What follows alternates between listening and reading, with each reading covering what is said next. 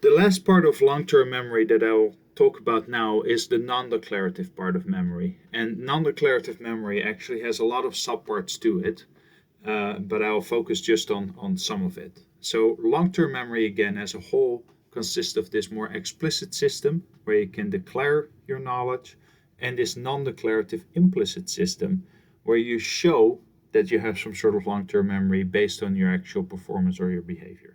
So some examples of that is procedural things such as skills and habits, including your ability to ride a bike or drive a car and so forth. Priming is an example of it, where encountering some information then either speeds you up or slows you down when you encounter additional information.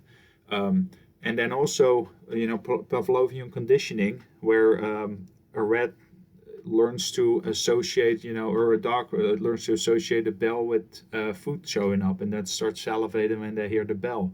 Or operant conditioning, where a rat learns to press a lever in order to get a reward. Those are all forms of non-declarative memory, because the memory is really is shown through the increases or decreases in behavior. And non-associative learning is another form of it. So these are just some aspects. Let me say a little bit more about priming. So priming is the idea that you're being exposed to a stimulus and that exposure influences later processing speed. So it kind of speeds you up and greases the wheels. This can happen in a couple of different ways. So it can be based on perceptual information. So for example, if I show you an image of a bird and I ask you, what is this? And you'll say a bird. If I now show you a picture of another bird and then ask you again, the second time you might be faster at saying the word bird again, because you just were primed with the concept bird, and it's still perceptually sort of activated, and it's very easy to say bird again. So that's perceptual priming, just based on the perceptual features.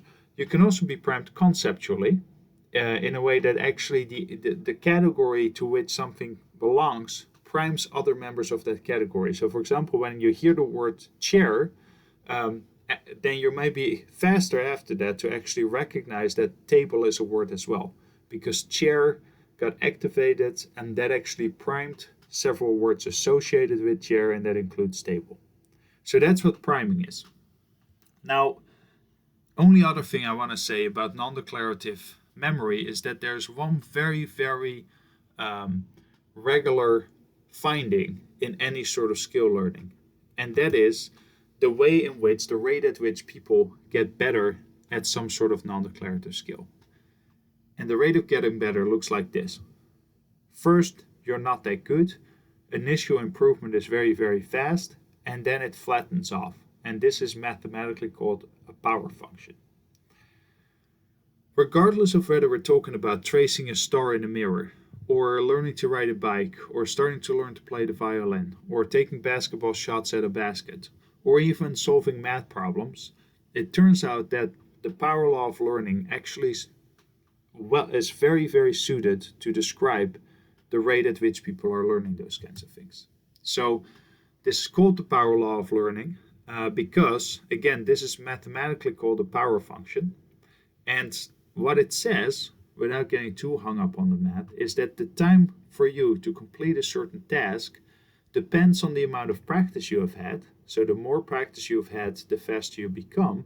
But it's in this really, really regular shape. It's not a linear function. It's actually that initial improvement is very rapid. And then once you're pretty good, it takes longer and longer and longer to get even better. If you want to think of this, as like Michael Jordan playing basketball, right, versus a novice playing basketball, of course, Michael Jordan is going to be a lot better. But the rate of improvement for the novice is going to initially be very steep, because they're still at a pretty poor skill level. It's very easy to get a little bit better. However, Michael Jordan is way at the end of this curve, and it's very, very difficult to get yet even better when he was at his absolute prime of his capacity. So that's what the power law of learning actually indicates. You find this when it was originally discovered, was actually based on an industrialist who owned a cigar factory. And the question that the owner asked was, how many cigars can somebody produce depending on how many years they've worked at this factory?